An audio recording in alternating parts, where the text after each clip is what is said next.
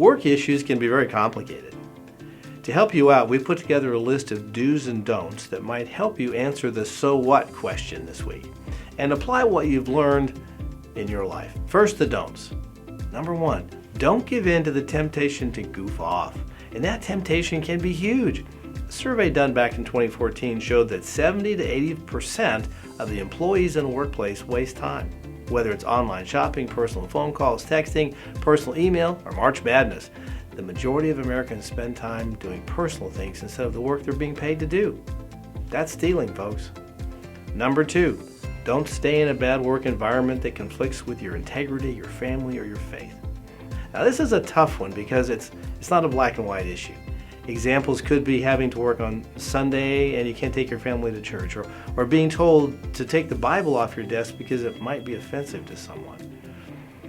These may be ways that God is prompting you to move on and take a different job. Having said that, if you're being challenged in these ways but you feel God's peace to stay put, then you're right where you ought to be. He wants you to be there so you can make a difference there. Pray, pray, pray. That's the only way you're going to know if you should leave or stay.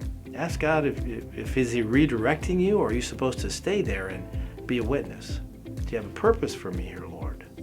Number 3, don't seek stuff. Instead, seek God. Contentment is a learned behavior, not something that comes naturally. The Apostle Paul talked about it in Philippians 4. It's a great passage to reflect on as you seek to grow more content. Now, the 3 do's. Do excellent work and do it with a good attitude. Work as if you're working for God, not for man. That means letting go of the results sometimes, which can be really tough. Be faithful in the details and the process and seek to glorify God through your work. 2, do count the costs. Everything has a trade-off. What's the best way to spend your time?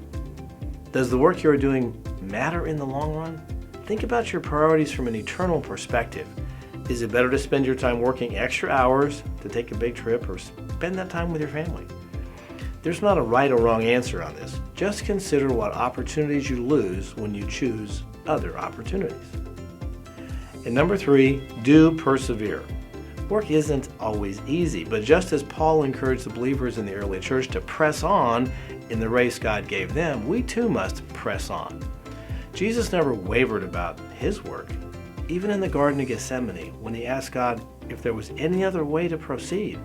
But when there was no other way, he obeyed and said, "Thy will be done." When God calls you to do a certain work, even if it's difficult, obey and trust Him to give you the strength to endure it.